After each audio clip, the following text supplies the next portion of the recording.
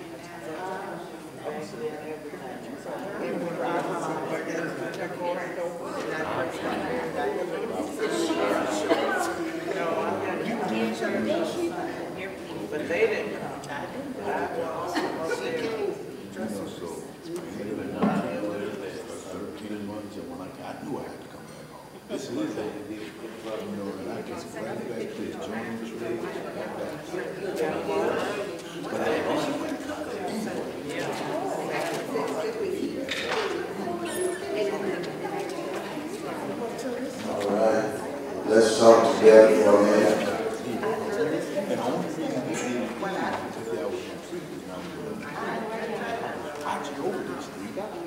So let's talk about it corporately together. How and why did you become a part of the church? I'm listening. I'm listening. Hear what you want to say now. Our parents said we're going to church. Parents said we're going. No ifs, ands, or buts. No if and ands, but you went to church. And you were going to join a particular Sunday. I was 13 years old. Oh? So they told you when you were going to join? Yes. Okay. I And when you were going to get baptized? Okay. Anybody have a different experience from that? Well, we were in the South and we had to go in the morning late. And so they I don't know what age it was, but when you became a certain age, you had to go up. Sit on the morning bench. Sit on the morning bench at the revival. You know, and they would keep Your intensive. Brother Mark, can you see who's at that door for me? I think, oh, that's the snow guy. I think it is. Oh, that's the snow out there? Yeah. Yeah. Thank you. Yeah, the mourner's bench. Sit on the mourner's bench till you feel something. Yeah. That's right. Yeah. You get what you sometimes felt was tired of sitting on the mourner's bench. So you did something, get off of it. Anybody? Yes, ma'am. And sometimes we couldn't party on a Saturday or Friday unless we went to church. So if you went to church, you were allowed to go to the party? If we went to church on a Sunday and then it comes that next weekend, we want to go to the center to party, and my stomach hurts. Okay, fine. Then, you know, we still had to go to church that Sunday, but then we could not party that next week. Oh, wow. Yeah, party was out. Wow. Now that's amazing, because see, I used to work for my oldest brother just to make money to go to the center party and all that. So when Sunday morning came, oh, you going to church? You went out last night. Right. Tell her you getting out of here. Okay, we Yeah. can go there.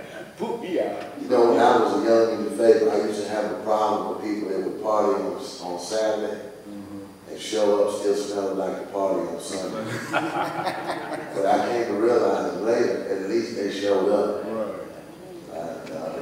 We wouldn't have had gospel choir at college I went to the Catholic. My experience was different. The churches I was raised in didn't have one of them. But there was always a clear gospel presentation. And I told you the story. I heard the gospel. I knew I was destined for hell. And I wanted to be saved. When the preacher told me I could miss hell, I was ready. I didn't get saved for all the other benefits. Yes, sir. I got to ask Mary and Freddie, what did we have? No mourners bench. No, we didn't have that. Not in 42. Yeah. No, we just had, we was made to come. Yeah. But you had to go. Oh, we had to go. Yeah. We went too, but it was. I remember once I was just decided I wasn't going on Sunday morning, and my father come in there, and I was still in the bed, and he said, "What's wrong with you?" I said, "Nothing, I just don't feel like going." He said, "Oh, okay, you better get up out that bed." Right. I never tried that. Did Earl say that to you? Earl, my brother. No, your Oh, my father. father, yes. Yeah. Earl didn't play. Yeah. We, Well, you the know, we first went to time- church. I'm sorry. Go ahead, Dave. We were, you know, as a child, you went to church, but when you got a certain age, then they said, hey, you're gonna get on that morning thing. And you did. And then if we missed church, you were sick, and the castor oil come out. And if you were gonna have castor oil, you would be willing to go to church. Yeah, so we did, you know, and that's what, you know, you didn't stay home. If you stayed home, you got castor oil, you know. Yeah. That's When I was in Mississippi, when I was young, we did have a motor's bench, and that's how I joined. And I was baptized in the river. They said that there was some water moccasins out there after I came out. I didn't see them. Yeah. But when I got here, my stepmother and my dad, they didn't go to church. But I would walk, it was 2 doors from Perry's school down here. And my stepmother was real strict. I couldn't go to the center. I couldn't do anything. I had to come right straight home from school, from Ypsilanti High, walk all the way.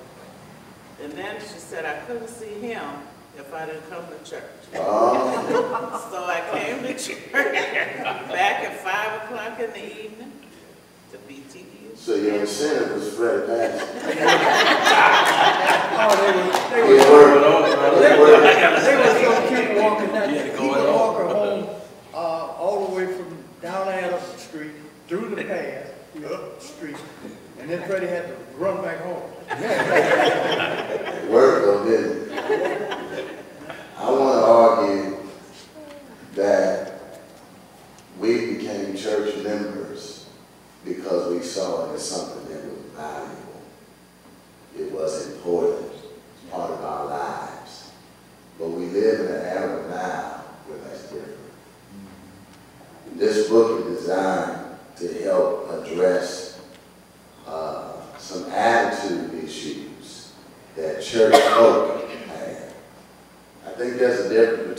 disciples and church folk, because everybody who's in church is not a disciple.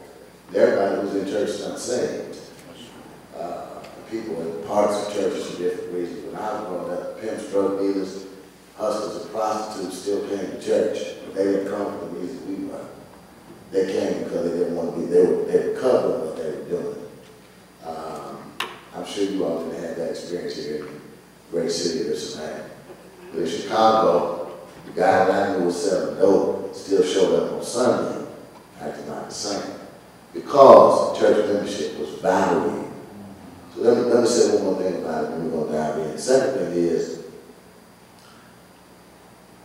our witness as members of the Big C Church Universal is critical to the next generation.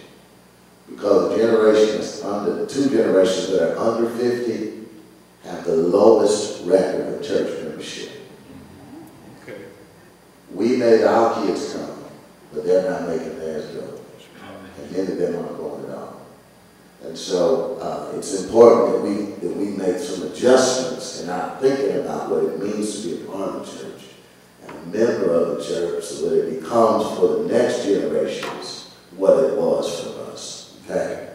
So I want to start us off today in 1 Corinthians chapter 12, beginning at verse number 12.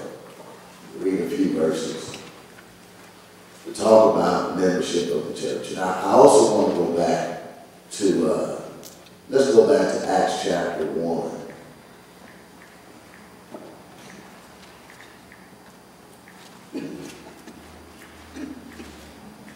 Let's go to Acts 2, I'm sorry. Acts chapter 2, down around verse 40.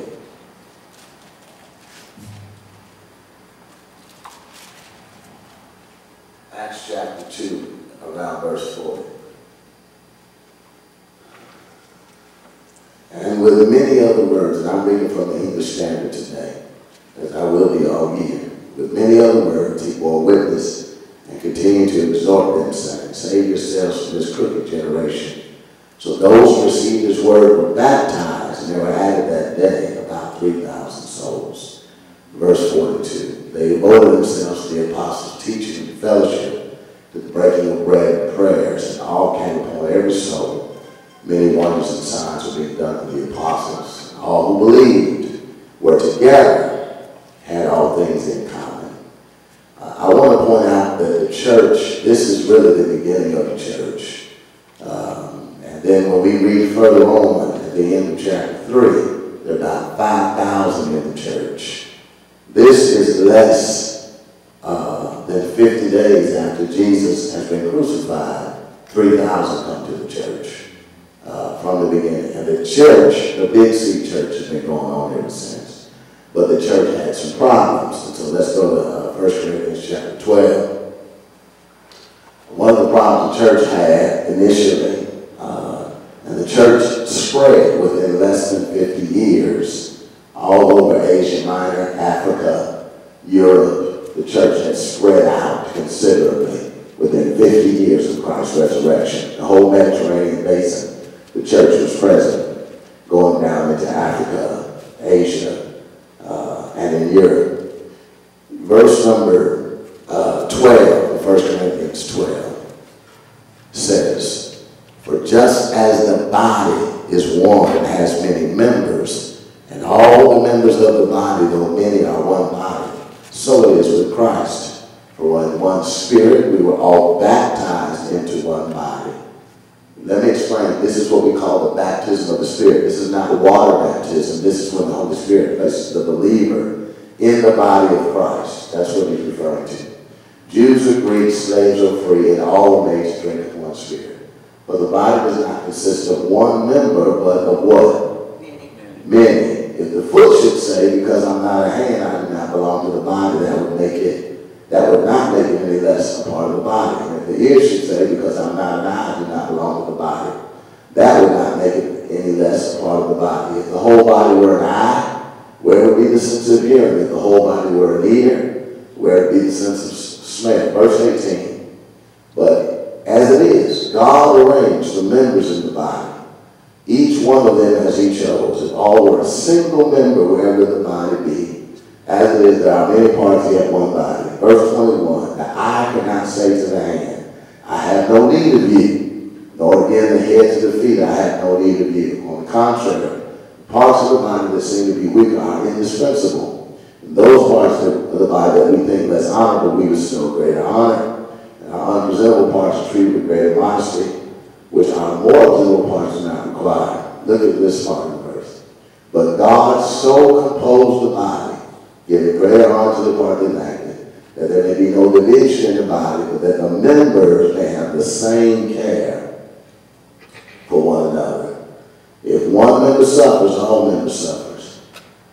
All suffer together. If one member is honored, all rejoice together. Now, you are the body of Christ, and individually members of it. And so when we talk about the church, we're talking about the body of Christ, global, but also locally. And so let's look at I am a church member. Okay. Chapter 1 is about I will be a functioning church member. Be a functioning church member. What Dr. Rainer deals with right out of the gate is the country club mindset, which has plagued many churches. What's the country club mindset?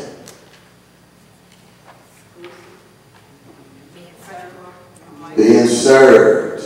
It's exclusive. What else? Because I paid my money, I have privileges. Okay? Country club mindset.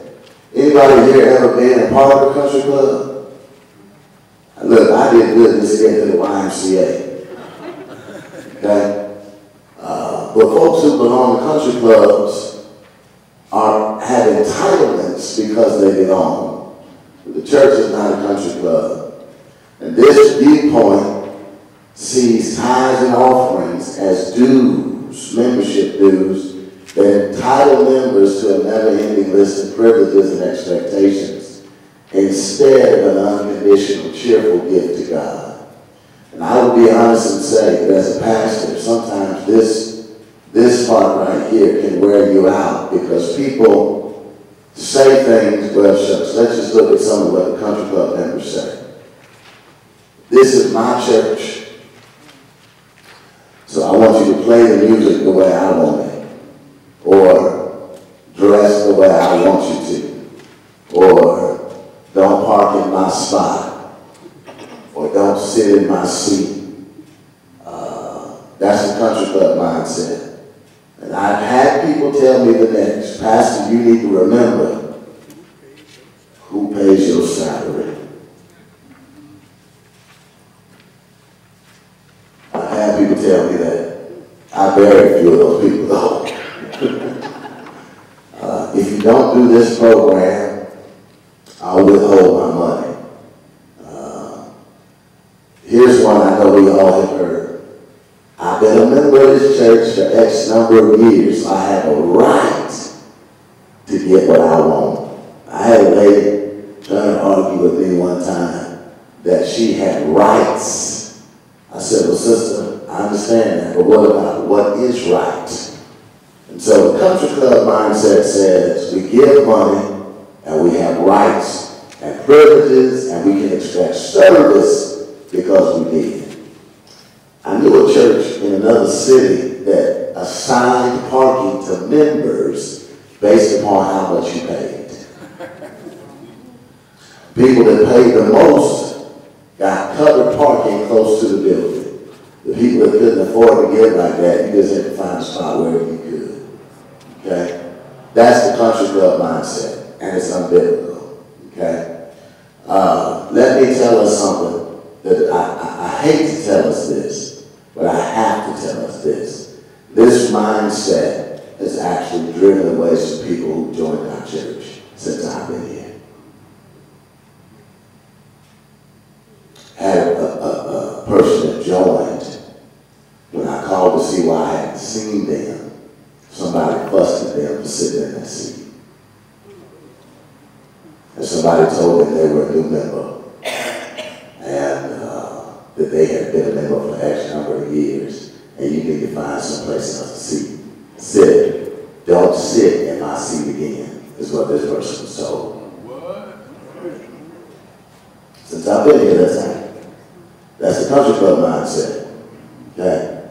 That's why you've heard me say on a number of different occasions, there are no assigned seats at the sanctuary. None of us are. We're all participants. There are no audience members on Sunday morning. Okay? Did they come back? No. Man? That's okay.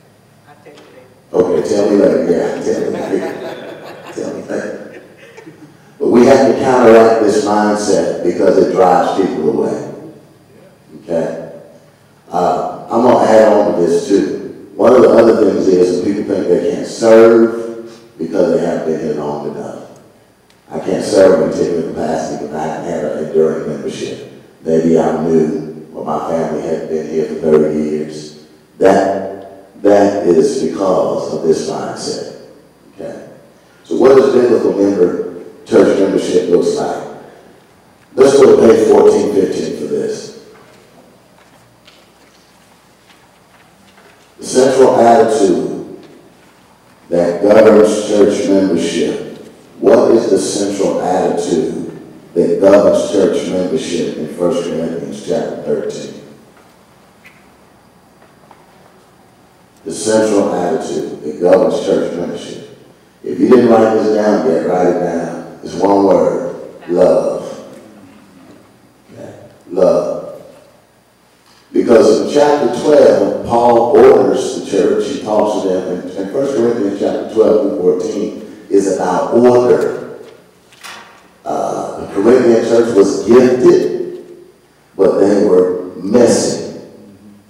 And so he deals, and they were messy in worship. And so he deals with the fact that they are gifted, and those gifts come from God, but they're all one. God has put us all together, our gifts together, so that we function together. But all of our gifts are supposed to function in love. That's chapter 13. And that's why he says that if it doesn't function in love, then it is like a tinkling brass or a sounding cymbal. I'm just making noise. You ever heard somebody sing and you didn't feel anything?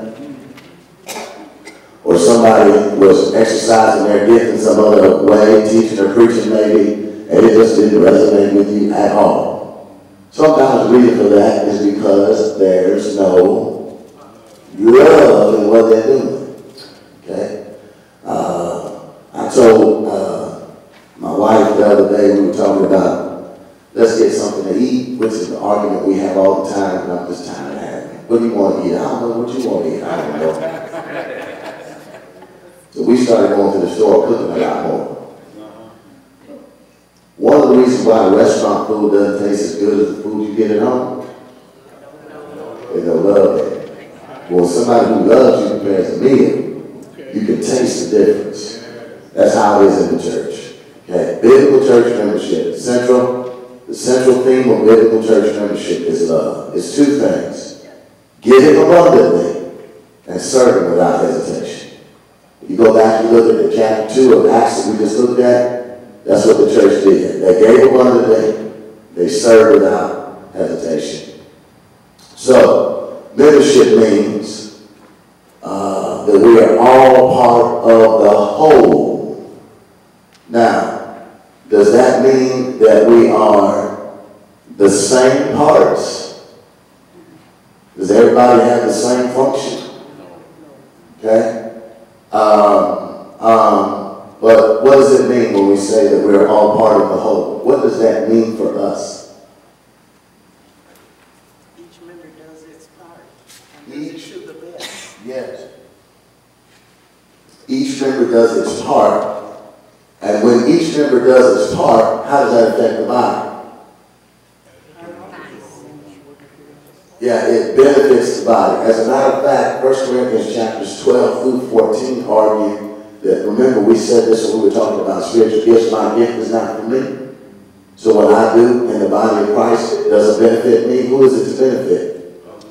Other people. Okay, so we're all parts of the whole. That's why it says in 12:27 through 28, but as the body is one and has many parts, and all the parts of that body, though many, are one body, so also is Christ. Now here's something else. Membership means we are different, but we still what? Work together. In the country club membership, you pay other people to do the work for you. But with church membership, everybody has a role and function. There are no bench members in the body of Christ. Yeah, there are no bench members. Everybody's supposed to be working, doing something. And check this out. If I'm not working in any capacity, that means that my church is suffering some deficiency because I'm not doing what I could. Okay? If I'm not operating in my area of giftedness, my church is missing something that it needs. If I'm operating and I'm not operating in love, my church is missing something that it needs. Get this. No one else is just like you. No one else is just like you. God developed you, designed you, gifted you uniquely to be a blessing to other people. Okay. And he developed other people, designed them, gifted them to be a blessing to you. And so there are no two individuals in the body of Christ that are the same. So let me put a pin in this real quick. Number one, I should never feel inferior because I'm different from somebody else. Okay? We are different, but we still work together. So I should never feel inferior in the body of Christ because I'm different from somebody else. But number two, I shouldn't expect other folks to act like me or function like me. Is there anybody other than me that's ever got your feelings hurt in church because you didn't do it the way somebody else thought you should? Maybe, yeah. Okay? But I don't do it like anybody else.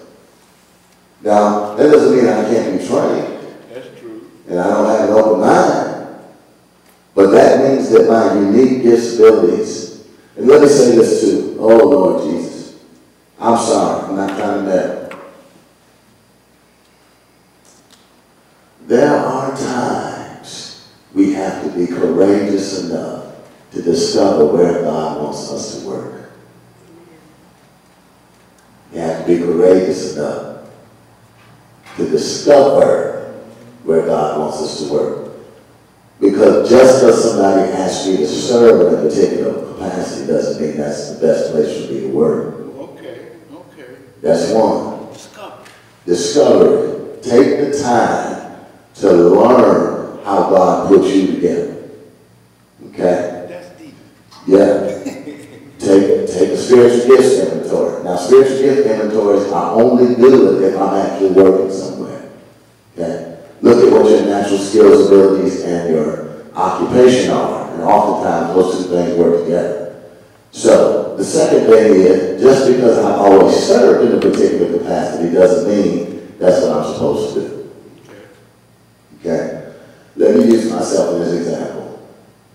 I've been an usher, a drummer, choir member, trustee, janitor. I'm trying to think, what else have I done? You name it except deacon, I'm just about done. Are those the things I'm supposed to be doing in the body of Christ? Apparently not, exactly. But other people ask me to participate in some different things. Okay? But sometimes too, you have to do things to work up to where you should be at things. Yes, absolutely. Sometimes we have to do things to work up to figure out what I should be doing. And that's why I say this. God always hits a moving target. He does not call anybody from the bench. He calls people who are working. So if I'm not busy functioning in a particular area, I might want to start discovering where do I fit and then do something. Let Let me throw one more pin in here. Hold up. You might want to write this down. We have to create safe spaces for people to fail. Okay. We have to create safe spaces for people to fail. Now that's, I feel when a person fails, sometimes they fold, they don't come back. That's right. Yeah, when they fail, they fold. Because I must be worthless because I'm not good in this area. So, if a person fall, how you want to encourage, well, just how you want to encourage them to come back? That's a simple way I can put it. Well, see, that's why you have to give people temporary assignments with limited responsibility and enforce accountability. Limited assignments, limited responsibility, enforce accountability. This is your assignment for 6 weeks. This is your assignment for 4 weeks. This is your assignment for a year. Okay. When you get through with that assignment, you get evaluated. You evaluate yourself. Other people help you figure out, is this what I'm good at?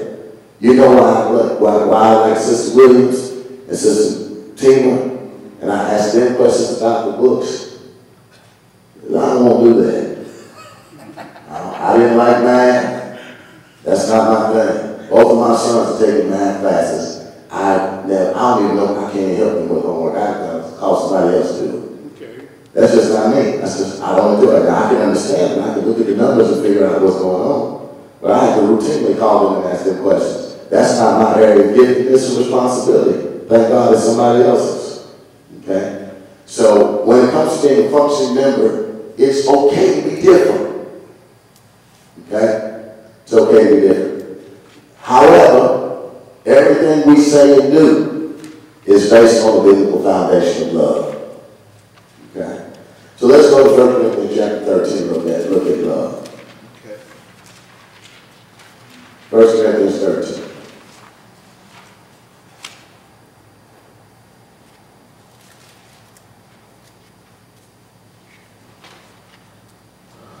Verse 4.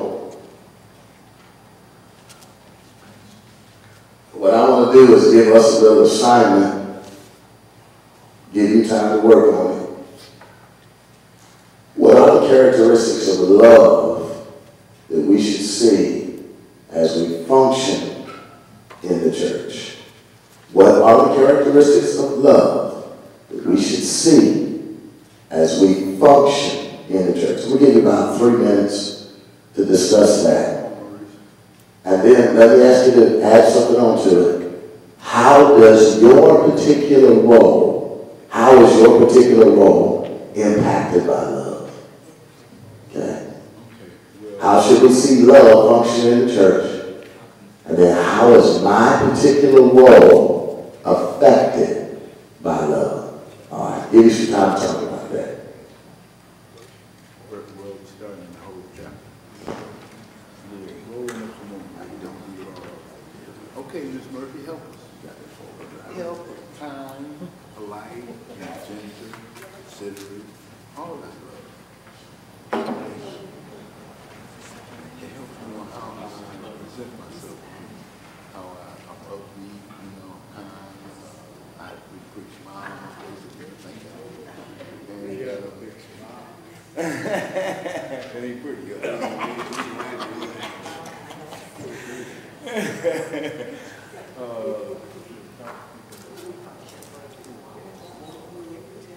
It allows all that stuff to show, especially my spirit. That's the biggest thing.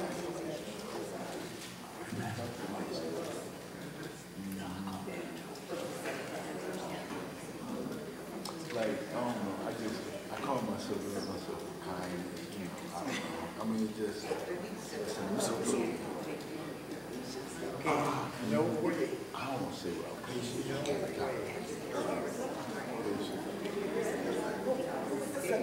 What do you think? I was raised that day. And then I come back to the church. That day, I'm getting Yes, sir. That's patience. Yeah. Being able to walk away. Walk away. And not address it. Like your first instinct, my junior. So. By the way, if we don't have a book, we do have books available in the office for $11. You need to come on and God will throw the phone and got it in there. He said that applies to the work in the church.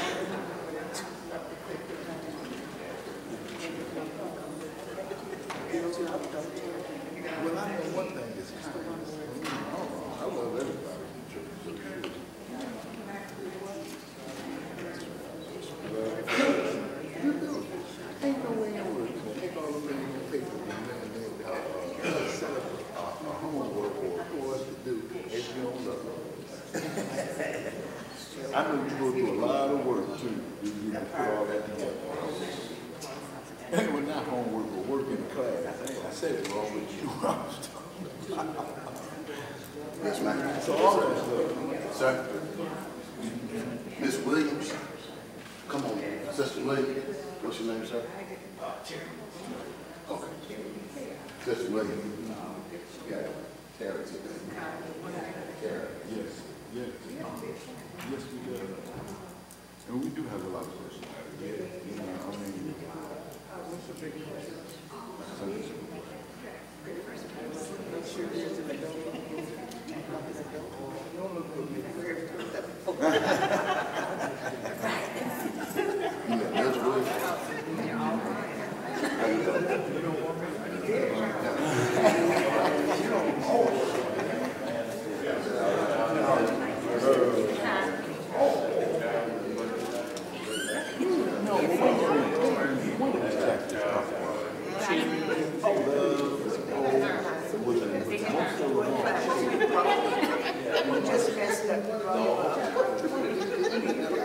All right, question number one.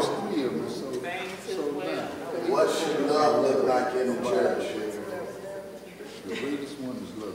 Hope, faith, and charity. What should love look like, though? Oh, that's what we're supposed to be looking at. What does it look like? What, I mean, actually, visually, what should we see? Kindness, unity, whatever. Polite, gentle. Politeness, gentleness, being patient with one another. Yeah, Whatever. respect. Somebody said respect. Respect. Working true. What's that? You should work in truth. Our work should be truthful. Okay? I want to say the way we present ourselves to people, you know, what kind of, I want to say facial expression. Happy, sad, Oh, Lord. inviting somebody in or what? Because when I'm in here ushering, come on in, hey, welcome. But should I not be rolling my eyes when somebody get on my nerves? No. No. Give them some space at that time. Give us some space. Yeah, that's the best thing with, when you're not getting along with somebody at that particular moment, come back and see them next week. You know what I've discovered too? Sometimes people are dealing with stuff and I'm not really the problem. That's right. They're dealing with some other stuff. And you up in their space at that time, and just give them that space and, Yeah. and check with them. If they, again, next week, Right. maybe it's you. Yeah, let me lay down a new rule too. I'm gonna lay down a new rule that if I have an issue with somebody, who should I see? Should I go talking to everybody else about it? No. That's not a good rule. That's not Matthew chapter 18. That's the worst. So one of the characteristics of the church should be these characteristics in verse 4 through 7. Okay. Okay? Let me tell you what happened. I'm just going to share a personal testimony what happened to me. I have a friend and we have some theological conversations sometimes on social media. And yesterday we were having one of those. And I commented, and this young man who I do not know said, "Oh, you're one of those." I was like, "One of those what?" I had directed the young man to look at John chapter 17, to look at the scripture that talks about how God protects us. He didn't even read the passage. he made an assumption about my mindset and who I was as a person. When I saw that, I called my friend, who knows both of us, but I couldn't get him on the phone because he was in a meeting. And that old expression, don't come for me unless I sin for you, came into my mind. And I did not read the young man the riot act, but I gently explained to him what I was trying to say. And I asked him a question. One, do you know me well enough to judge me? And number two, did you read the passage? Did you look at what I was trying to say? He failed on both of those accounts. And he didn't come back and say anything else. But guess who I had to check? You. I had to check me. Because you about to be out of order. Yeah. Bruh, I'm just being honest. You don't know me, son. Yeah. You know, I got shoes older than you. You know what I'm saying? And so, but when I called my friend, I was like, man, was I okay? Was I, you know, I wanted to make sure that the way that I spoke to that young man, that I did it in what? In love. In love. Yeah. Did you? Yes. But I called the check. I did. But I called the check and see, was I out of order? Okay? How many of us have been guilty of not sometimes being as loving as we should? Oh, yes. Yeah. Oh, And when that happens, how should we deal with it? I come back and apologize. Yeah, we had to go back, we had to apologize. None of us, me included, is too big to apologize. None of us are so perfect that we can be, that we're never wrong. Okay? Because a lot of times I work out of instinct sometimes. Yeah. And when I do, I might, if my awareness not up. Yeah. That's why I got to stay prayed up, Yeah. rooted in God's word. So the defining characteristic for biblical church membership ought to be love. I won't hold it too long, so let's crack the whip and get into one more thing, and then we're going to look at some questions. Church membership is functioning membership. It means two things, basically, giving abundantly and serving without hesitation. Okay? There are some churches, Lord have mercy, that you can stay on the roll and never give and never show up. Your mama joined 25 years ago, and they count you as a member. Okay? Now, I've seen the opposite extreme, and that is if you haven't given anything in the last 3 months, and you haven't showed up in the last 3 months, we're going to send you a letter and remove you from the church membership. Yeah. You do that? Oh, yeah. I've seen churches write that into their constitution. I think that we have to be careful about both extremes. But membership means giving without qualification and serving without hesitation. Okay. Membership means giving without qualification and serving without hesitation.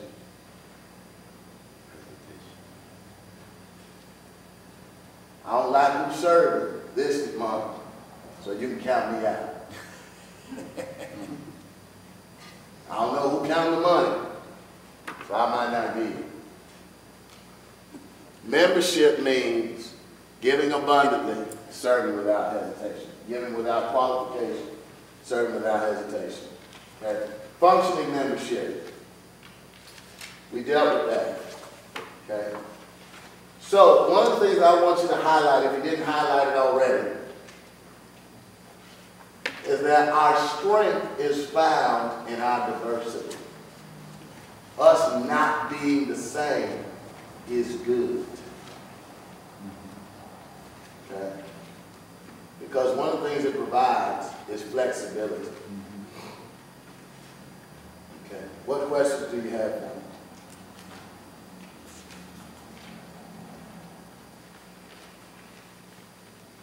Comments, thoughts? That's what I was Yes, ma'am. thinking of. In terms of our strength being is found in our diversity.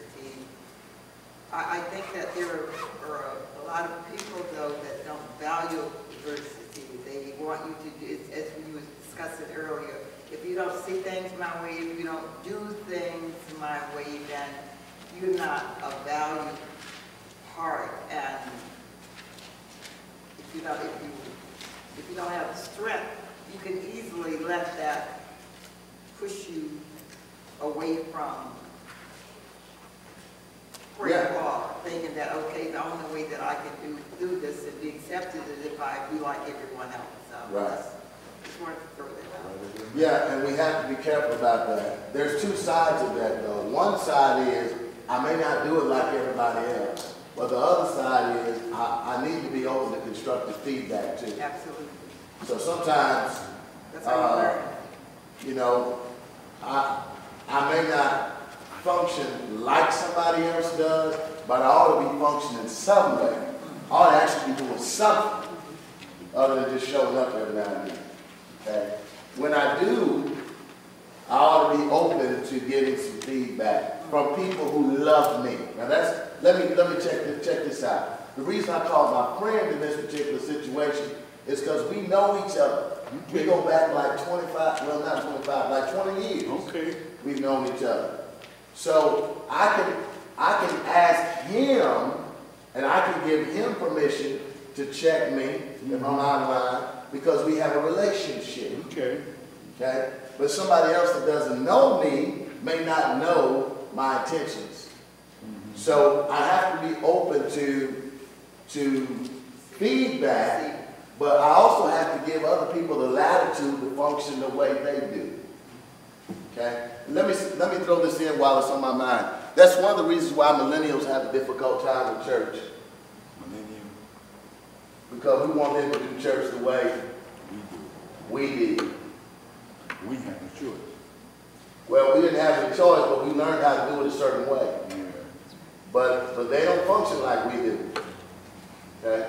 Yes, ma'am. But don't we have to have some order and rules and traditions that people still need to follow? Like, I heard a quote and it said, rules without a relationship result in rebellion. Yes. Think about that. That applies to your job, to your relationship to Christ, to your church. Yes.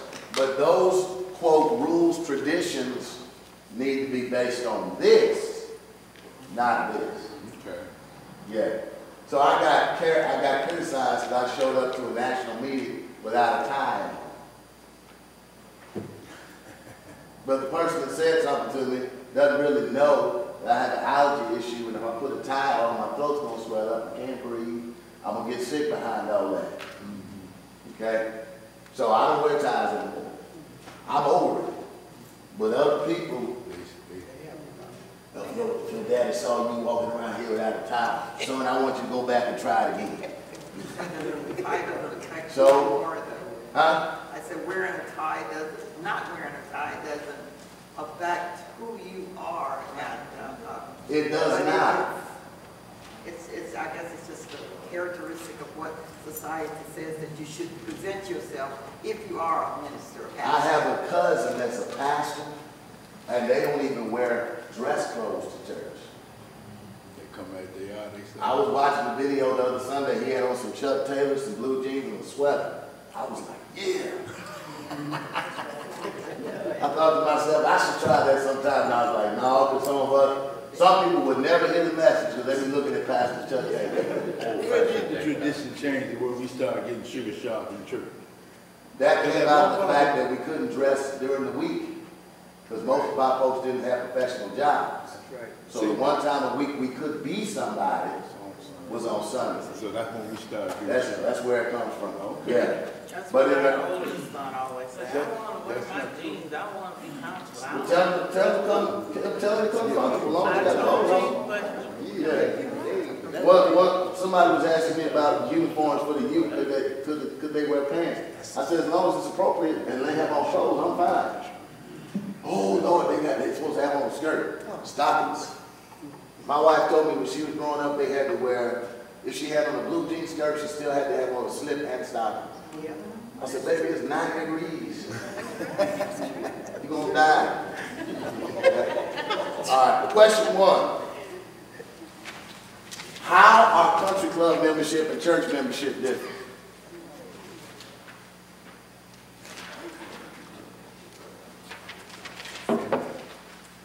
And what scripture do we use to help us understand that? How are they different?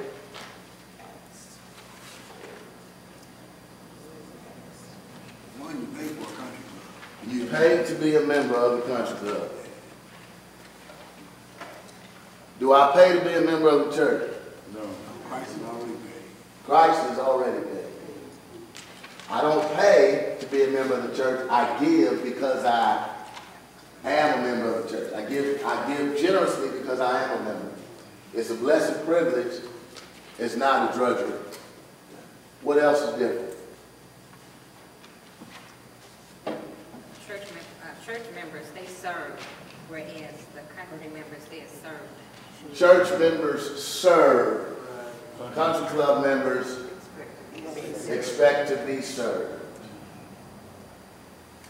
Okay? All right, we're real quiet on this one, so let's move on. Question number 2. Explain why church membership is a biblical concept using 1 Corinthians 12. Why is church membership a biblical concept according to 1 Corinthians 12? What does it say?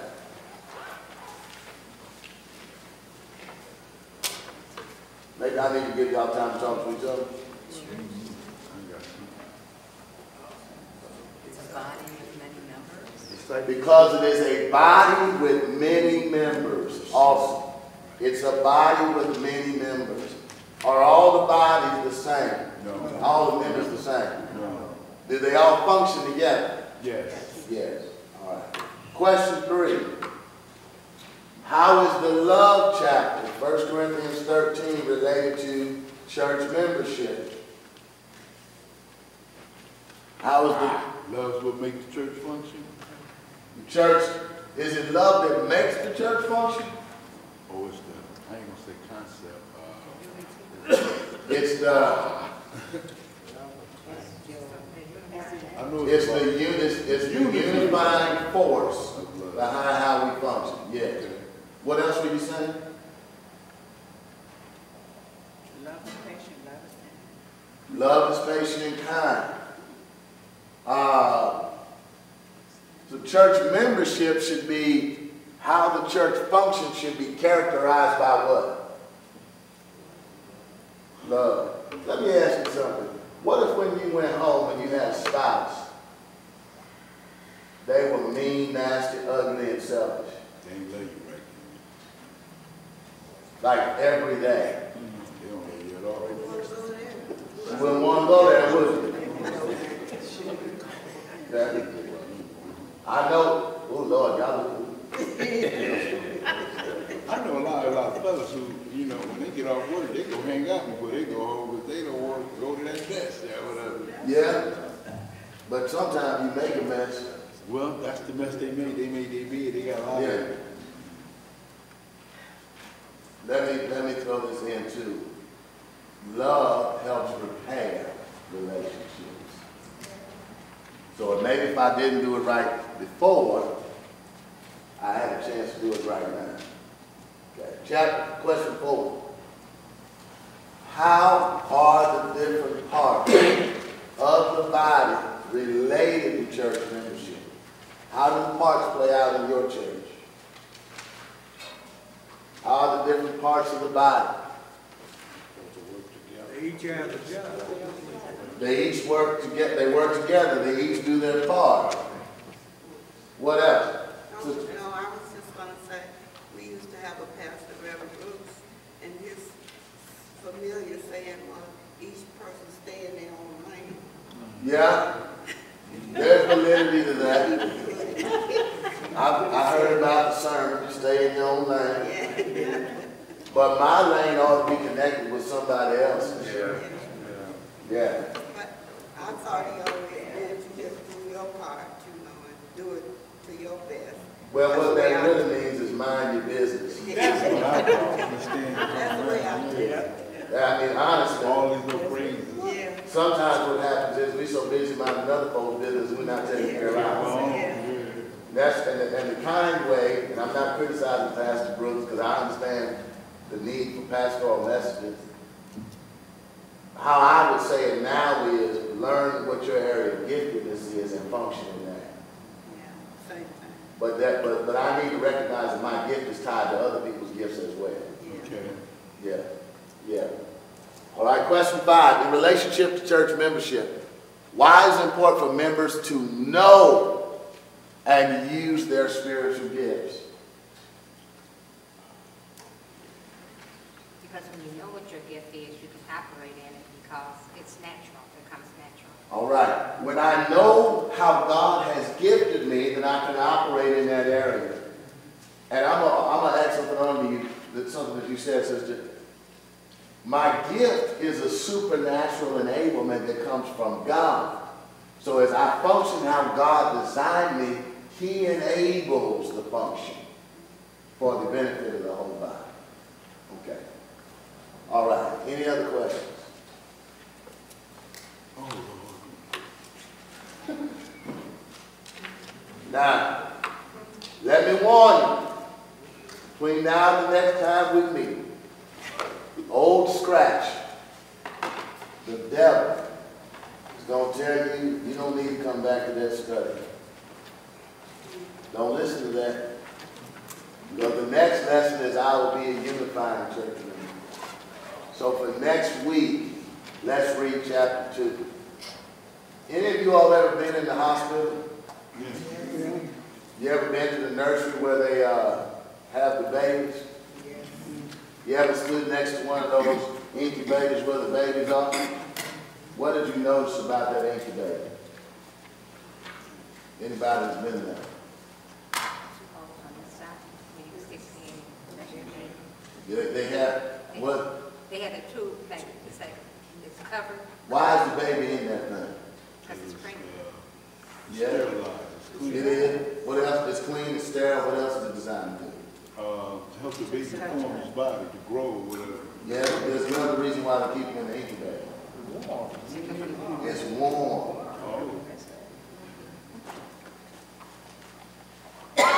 This study will help us warm the incubator.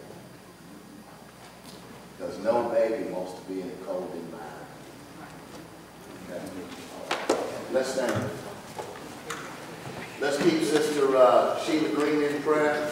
If you don't know who she is, she normally sits right about where Brother Jordan is sitting right there, next to Khalifa Johnson. Sheila Green. Her mother's funeral, Virginia Evans, is Saturday at 11 at Chapel of the Giants. Would you pray for my sister Diane? Yes, sir, we sure will. And pray for the Osborne, William Wright, Harold family. We lost a cousin All right. in Jacksonville, Florida. I will be going, but I'm not sure. Okay. Pray for them matters. We will. We will keep digging in our prayers as well. Pray for our family as well. We lost a cousin as well. Yes, ma'am.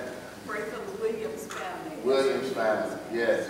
And we don't know the exact date yet, but we probably will have the funeral for Queen Esther Williams here. She passed on Monday. So let's keep the Williams family in prayer as well. Who'd you say? Queen Esther Williams. She passed Monday. What'd you say? Tyrone Tucker. Tyrone Tucker. Yes, sir. Yes, sir. All right. Let's pray. Father in heaven, we thank you for challenging us, oh God, as members of the church, both globally and locally. May we reflect your love. May we function together. May we respect one another's different gifts. But may we also learn to appreciate how you gifted us differently. And then, oh God, we lift up to you those who are grieving, those who are ill, those, God, who suffered losses, and those who are struggling. We pray, oh God, that you would be for us what we're not even able to be for ourselves. God, that you be our comforter, our provider, our guide. Lord, we ask you in the case of those who are ill, if it's your will, to be the healer. Raise them up again. We thank you for hearing our prayers in Jesus' name. Amen. Amen. You know,